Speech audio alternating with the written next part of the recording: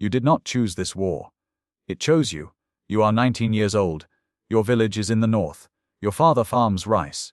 Your mother has told you since childhood that the Americans will leave eventually. That they always leave eventually. But eventually is not now. Now there are American B-52s over your country. Now there are bombing campaigns so extensive that the craters will still be visible from the air 50 years later. Now the Ho Chi Minh Trail. The network of paths and roads through Laos and Cambodia that supplies the south, runs through jungle so dense and so targeted that the men who travel it know the odds. And now you have been given a uniform. Not asked. Given, this is what the next years of your life look like. Not the American version. Not the one in the Hollywood films. The one lived by the Vietnamese soldier of the People's Army of Vietnam. The PAVN, who fought the most powerful military in the history of the world, and did not stop, even when everything said he should. The journey south begins on foot. The Ho Chi Minh Trail is not a road in any conventional sense. It is a network. Thousands of kilometers of paths through jungle, crossing two countries, Laos and Cambodia, before reaching South Vietnam. American aircraft bomb it constantly, around the clock in some periods. Operation Rolling Thunder, Operation Linebacker, the systematic attempt to destroy the supply line that keeps the southern insurgency alive. You walk. For weeks, sometimes months, carrying weapons, ammunition, medical supplies, everything the southern forces need and cannot produce. The jungle is not simply difficult, it is lethal in ways that have nothing to do with bombs. Malaria, dengue fever, intestinal parasites, leeches in the streams, snakes, foot rot from constant moisture. The specific medical catastrophe of keeping large numbers of people moving through tropical jungle for months at a time. Estimates of PAVN casualties on the Ho Chi Minh Trail from disease alone run into the tens of thousands. You do not know the number.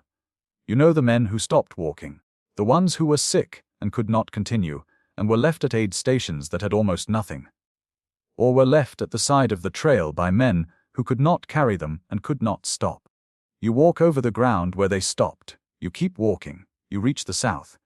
The war you fight here is not the war the Americans are fighting. They have helicopters, artillery, air support that can arrive in minutes. Supply chains built to deliver everything from ammunition to hot meals. You have the jungle, the PAVN and the Viet Cong, the southern insurgent forces, developed tactics specifically designed to neutralize American technological advantages. Get close. Stay close.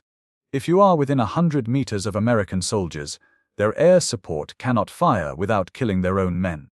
The tactic called hugging the belt. Staying so near to the enemy that his greatest advantages become liabilities. Tunnels. The Cu Chi tunnel system runs for more than 250 kilometers beneath the land northwest of Saigon. Hospitals, command centers, weapons storage, sleeping quarters. A complete underground society that American forces walked over for years without destroying. You live in it sometimes. Cramped. Dark, thin air that tastes of earth and bodies. Emerging at night to move, to attack, to disappear again before dawn. The Americans call you ghosts. You call it survival. The bombing. Nothing in your life has prepared you for this. The United States drops more bomb tonnage on Vietnam, Laos, and Cambodia than was dropped by all sides in the entirety of the Second World War. This is a documented fact, not a rhetorical comparison. More bombs. On a country smaller than California, a B-52 Stratofortresses fly so high you cannot hear them coming.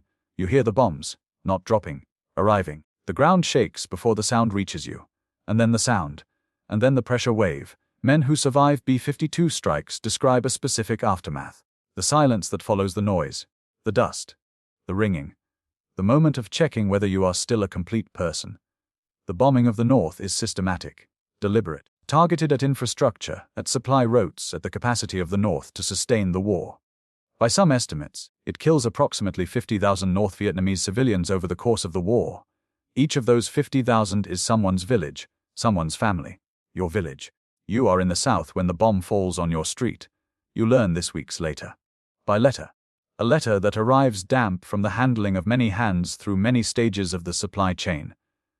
You read it in a tunnel by a candle that cost more than you earn in a week. Because what else is there? The Tet Offensive. January 30, 1968. The Vietnamese Lunar New Year. Tet, a holiday. A ceasefire has been announced. Families across the South prepare celebrations. The markets fill. The streets are lit. And then simultaneous attacks on more than 100 cities and towns across South Vietnam. The American embassy in Saigon, the ancient city of Hue, provincial capitals, military installations. Coordinated to a degree that the Americans did not believe possible, because they underestimated the organizational capacity of an enemy they had dismissed. You are part of it. Not at Saigon. At a smaller target. A provincial town where the American advisors are few and the South Vietnamese garrison is uncertain. You move at night. You know the plan. You know what you are supposed to take and how long you are supposed to hold it. You do not know whether you will survive it. Most of the forces in the Tet Offensive do not. The offensive achieves tactical surprise. It does not achieve military victory in the conventional sense. The PAVN and Viet Cong forces take enormous casualties. They hold most of their targets for hours or days, not the weeks the plan required. But Tet is not primarily a military event. It is a psychological one. The American public had been told the war was being won, that the enemy was broken, that the end was visible. And then they watched, on television, the attack on the American embassy in Saigon. The credibility of the American government's account of the war does not survive Tet. The war itself continues for 7 more years. But something has broken that will not be repaired. You cannot know this in the tunnel afterward, counting who is missing. You only know who is not there. The years after Tet, the American troop levels begin to decline after 1969. Vietnamization, the policy of training South Vietnamese forces to take over the fighting, accelerates. But the bombing does not decline, it expands, into Cambodia, into Laos, into the sanctuaries where PAVN forces have operated. The Christmas bombing of December 1972, Operation Linebacker 2, is 11 days of B-52 strikes on Hanoi and Haiphong, the most intense bombing of the war. You are not at Hanoi, but your family is. And the letters come less frequently now, and then they stop. You do not know what this means. You are afraid of what it means. You keep fighting. Because what else is there? April 30, 1975. A tank crashes through the gates of the presidential palace in Saigon. The last American helicopters have left from the embassy roof. The government of South Vietnam has fallen. The war is over. You have survived. This is not a simple triumph. The human cost of what you have lived through is immense. The PAVN and Viet Cong losses during the war are estimated at between 600,000 and 1.1 million dead. Vietnamese civilian deaths north and south exceed 2 million by most estimates. Every family in your country has lost someone. Most families have lost many. You return to your village. It is not the village you left. The bombing, the Agent Orange, the defoliant sprayed by American aircraft to destroy the jungle cover and the crops that fed the insurgency, its effects on the land and on the people who lived on it will continue for decades. Birth defects, cancer, the specific, multi-generational harm of chemicals that do not simply disappear when the war ends. You return to a country that won, and that is still paying the price of winning. The victory was real. The cost was real. They are not in contradiction. They are both true at once. And the man who returns to the village carries both of them. In his body. In the things he cannot speak about easily. In the way he flinches at certain sounds that no longer mean what they once meant. The war is over. He is not finished with it. And it is not finished with him. You did not choose this war. That is where we started. And now you know what it asked of you. The months of walking through jungle toward a front you had not yet seen. The tunnels. The bombing that shook the ground before the sound arrived. The Tet Offensive and the men who did not come back from it. The letter that stopped coming. The village you returned to. The Vietnamese soldier of the People's Army fought the most powerful military in history with inadequate equipment, insufficient medicine, and the specific willingness to accept casualties at a scale that American planners believed would eventually force a political settlement. They were right. Not because they were fearless, because they could not afford to be stopped by fear, because the alternative to fighting was not peace, it was occupation. And the memory of what that looked like, the French, the Japanese, the long colonial history that preceded the Americans, was recent enough to be felt. They fought because they were there, because the war was in their country, and their country was their life, and they had not been given another option. That is not heroism in the Hollywood sense. It is something more honest than that. It is what it looks like when ordinary people are placed in impossible circumstances and choose to remain present anyway. Whatever the cost, whatever the ending, if understanding what history actually felt like, from inside the experience, not from a distance, matters to you, subscribe. No political conclusions, no verdict on the war, just the documented human reality explained as honestly as the evidence allows. Hit subscribe. there is one more dimension of the Vietnamese soldiers' experience that the history books rarely capture: the relationship with the enemy. Not as an abstraction, as a human reality. American soldiers and Vietnamese fighters, PAVN regulars, Viet Cong, sometimes occupied the same ground, fought over the same villages, returned to the same jungle paths weeks apart, and occasionally, in the specific intimacy of jungle warfare at close range, they saw each other as people. The accounts that exist, from both sides, collected by journalists and historians over the decades since, describe something that formal military history tends to flatten. The American soldier who found photographs in the pack of a dead PAVN soldier.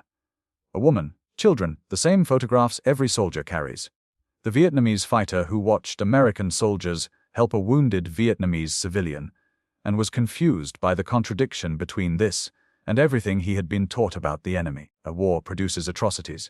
The Vietnam War produced documented atrocities on multiple sides.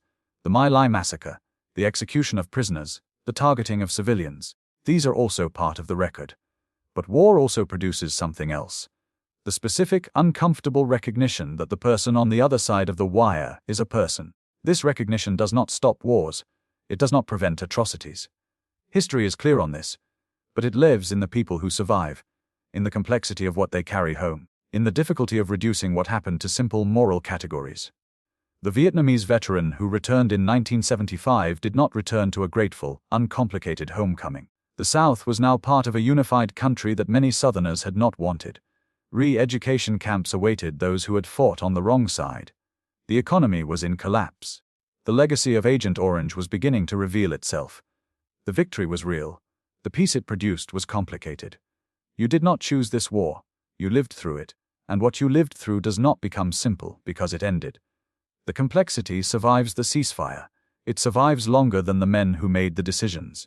It lives in the land, in the bodies, in the children born into a country shaped by choices made before they arrived. That is what history actually is. Not the dates. Not the battles. The weight that stays after the fighting stops. There is a specific detail about the Ho Chi Minh Trail that changes how you understand the scale of what the Vietnamese soldier endured. The trail was not only defended by soldiers, it was maintained by an army of civilians. Approximately 120,000 youth volunteers, many of them teenage girls, worked on the Ho Chi Minh Trail throughout the war. Their job was to repair bomb damage. After each B-52 strike, after each targeted bombing run, they would move in and restore the road so that the supply convoys could continue. By night, under blackout conditions, moving by touch and memory through jungle that was still smoking from the latest attack. They filled craters, cleared fallen trees, rebuilt bridges that had been destroyed hours before, and then stepped aside as the trucks moved through and waited for the next bombing to undo what they had just built. The casualty rates among these youth volunteers were severe. They were not soldiers. They were civilians performing military, essential work in one of the most heavily bombed corridors in the history of aerial warfare. The Vietnamese soldier walking the trail did not walk it alone. He walked it on a road built and rebuilt, in the dark, by people who had volunteered to make his movement possible. That network of support, of civilians who accepted the bombing because they believed the cause required it, was as much the reason the war continued as any military tactic. You could not bomb the trail into impassability because there were always people to repair it. Not because the bombs were insufficient, because the people were not. This is the dimension of the Vietnam War that American strategic planners consistently underestimated. Not the military capacity of the PAVN, not the tactical skill of the Viet Cong. The willingness of a civilian population to absorb the consequences of a war fought in their country and on their behalf. The Vietnamese soldier who walked the trail for months was part of a system held together, at every point, by people who had decided that the cost of losing was higher than the cost of continuing. That decision, made not once but continuously over years, by millions of people, is what the bombs could not destroy. Because bombs destroy infrastructure. They cannot destroy a decision.